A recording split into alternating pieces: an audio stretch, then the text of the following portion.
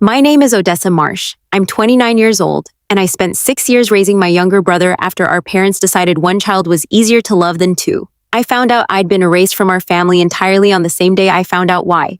Standing in the back of a wedding venue I wasn't invited to, watching my little brother walk another woman down the aisle instead of me.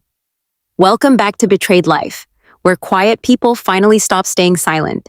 If stories about family, sacrifice, and the moment someone finally sees the truth speak to you, drop a comment and subscribe, because this one ends with a microphone, a room full of 200 guests, and a truth nobody in my family thought I still had the courage to say out loud. I was 17 when my parents divorced and quietly decided, without ever saying it directly, that starting over meant starting over without complications. My mother, Renee, remarried within a year to a man named Gordon Ellis, who had 2 children of his own and, apparently, very little interest in raising someone else's teenage daughter alongside them.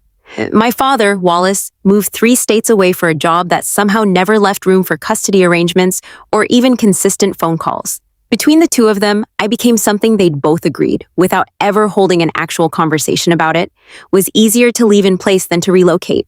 The one thing they did agree on, immediately and without hesitation, was that my younger brother Caleb, 11 years old at the time, small for his age and still deeply attached to me specifically, would come live with me instead. Not with either parent's new life. With me, 17 years old myself, technically still a child, suddenly the only stable adult presence in an 11-year-old's entire world. I want to be honest about what those 6 years actually looked like, because the family story that eventually got told about this period bears almost no resemblance to what I actually lived through. I finished high school working nights at a grocery store so we could afford our apartment. I deferred college for 2 years, then finally attended part-time while working full-time. A 5-year degree stretched into 8 because Caleb's school schedule, his soccer practices, his dentist appointments, his entire childhood came before anything I wanted for myself. I learned to make casseroles stretch across 4 dinners. I learned which of his teachers actually cared and which ones needed a firmly worded email. I sat through parent-teacher conferences at 20 years old, watching teachers do a visible double take when they realized the young woman in the folding chair wasn't a confused older sister sitting in for a parent, but actually the only parent showing up at all. Our mother visited occasionally, holiday dinners mostly, always arriving with expensive gifts for Caleb, and a kind of distracted warmth that never quite extended to asking how I was managing any of it. Our father called on birthdays, sometimes. I don't say any of this bitterly, even now. I made my peace with it years ago, the particular peace you make when resentment stops being useful and starts just being weight you're carrying for no reason. I loved raising Caleb. He was, and is, the best thing that ever happened to me. I never once regretted the sacrifice. What I didn't understand, not for years, was how completely that sacrifice would eventually be erased from the story everyone else told about our family. Caleb met Priya in his last year of college, 6 years after he technically aged out of needing me the way he once had, though by then we were simply family in the fullest sense, the kind built through actual shared history rather than biology alone. I loved Priya from the moment I met her. She was warm, sharp, endlessly curious about the details of Caleb's childhood, the kind of person who asked genuine questions and actually listened to the answers. I told her stories about raising him, the casseroles, the parent-teacher conferences, the year he broke his arm, and I sat in the ER until 3 a.m. because our parents, both contacted, hadn't called back yet. She used to say, only half joking, that she was marrying into a family with 2 mothers instead of 1. Somewhere in the 2 years of their engagement, our mother, Renee, reinserted herself fully into Caleb's life, the way she'd occasionally attempted over the years, but never quite sustained. She helped Priya's family with wedding planning. She positioned herself, deliberately and consistently, as the family matriarch coordinating every detail, the mother of the groom, gracious and involved and photographed constantly at every planning event Priya's family hosted. I noticed, slowly, the way you notice weather changing before you can name exactly what shifted. I stopped being copied on planning group chats, a change explained away as, trying not to overwhelm you since you're always so busy. My seat placement moved further back in each new draft of the reception layout Priya showed me, always with some logistical explanation that individually made sense and collectively told a very different story. The wedding website, when it finally launched, included a section about the couple's family history that described Caleb's childhood in warm, general terms. Raised by a loving family in Ohio, No specific mention of the 6 years I'd spent as the only adult actually present for any of it. I asked Caleb about it directly, once, gently, over coffee. He looked uncomfortable in a way that told me more than his actual answer did. Mom's just really wanted to be involved in this, Des. It means a lot to her. I don't want to make it complicated. I understood, in that moment more clearly than I wanted to, that I was being asked to quietly step back from full visibility in my own brother's wedding so that our mother could finally, at 32 years old and after 6 years of doing none of the actual work, occupy the role of the woman who raised him, in front of an audience that had never known any better. I didn't push. I told myself weddings make people strange, that Caleb was overwhelmed, that this wasn't worth the fight it would take to correct. I told myself a lot of things, honestly, because the alternative meant confronting something about my own family that I'd spent years successfully not looking at directly. 2 weeks before the wedding, the final seating chart came through in the group planning thread, the one I'd technically stayed in but stopped being consulted through in any meaningful way. I found my name at table 14, near the back exit, beside distant cousins of Priya's I'd never met. My mother, Renee, sat at the head table itself, seated directly beside Caleb in the position reserved at most weddings, for the parent who actually raised the groom. I called Caleb that night. I asked him as calmly as I could manage why our mother was seated at the head table while I was placed at table 14. There was a long silence before he answered, the kind of silence that already contains the answer before anyone says it out loud. Mom asked for that seat specifically, he finally said. She said it would mean everything to her, after everything she feels like she missed out on. I didn't think it would be a big deal, Des. You know I love you. This isn't about that. I raised you, I said, and I heard my own voice crack in a way I hadn't expected. I sat in emergency rooms for you. I missed my own 20s for you, and she's sitting at the head table because she said it would mean a lot to her. It's just a seating chart, Caleb said, and I understood hearing him say it, that he genuinely believed that 6 years of history had somehow quietly been recategorized in his own memory as background noise rather than the actual architecture of his entire childhood. I want you to understand what I did next wasn't cruelty, and it wasn't planned revenge the way some family stories go.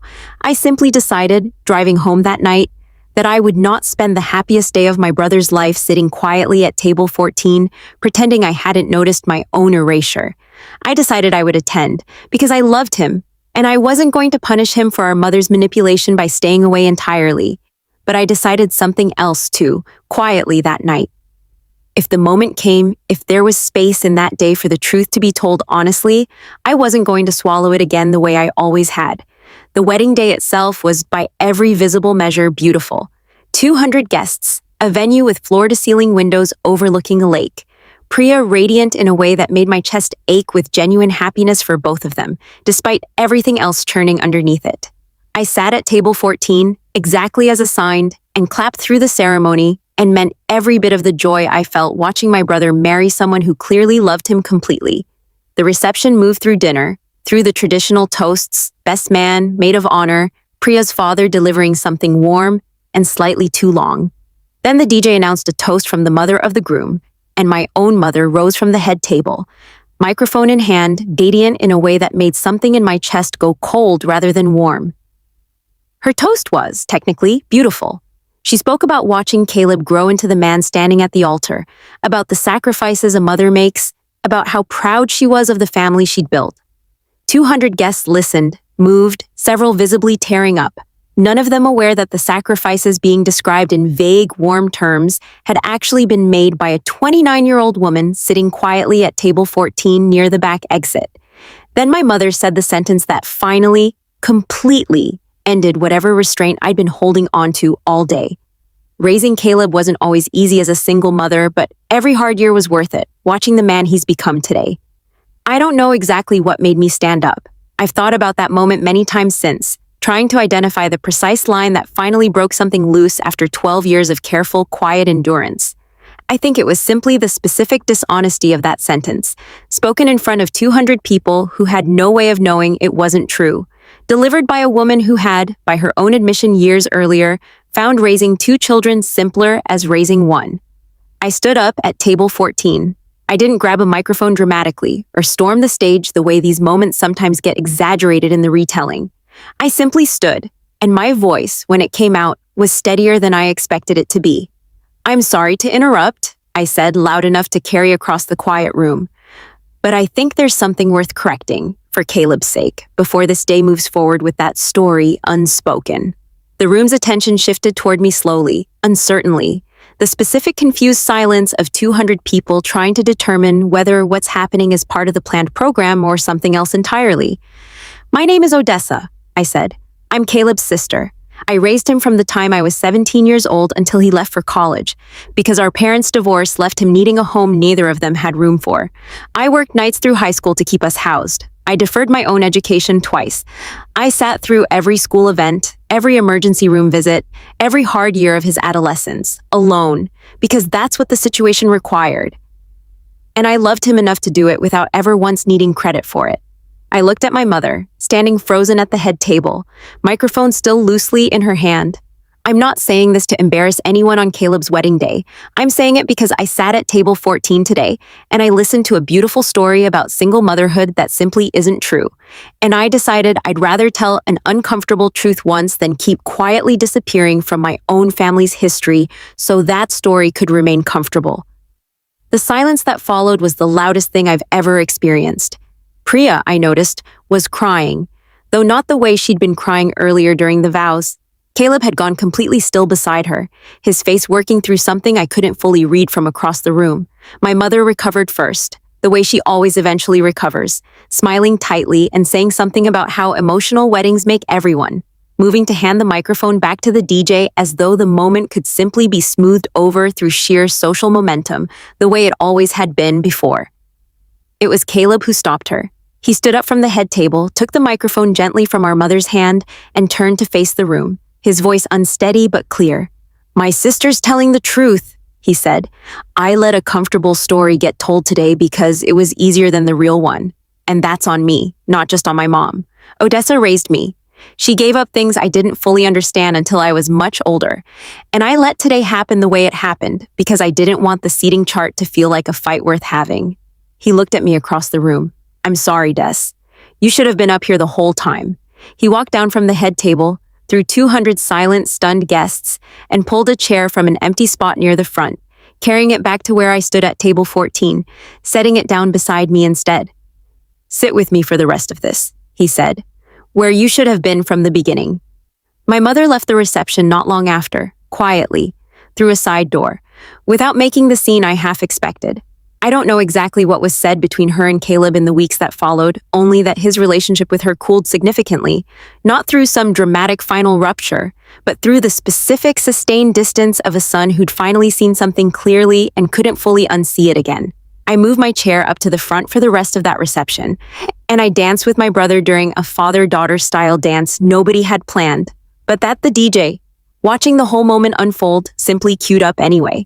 An old song from our actual childhood that neither of our parents had been present enough to remember, but that Caleb and I both still knew every word to. I don't regret standing up that day, even though it complicated a wedding that should have been simple and joyful. I've come to believe some truths are worth the discomfort of finally saying them out loud, especially the ones that have been quietly erasing you from your own story for years while everyone around you agrees, without ever discussing it directly. That silence is simply easier for everyone else. If you've ever watched your own sacrifice get quietly rewritten into someone else's story, tell me in the comments. And if this reminded you that some truths are worth the discomfort of finally saying them, share it with someone who's still sitting quietly at their own table 14. Drop a comment, hit subscribe, and I'll see you in the next one.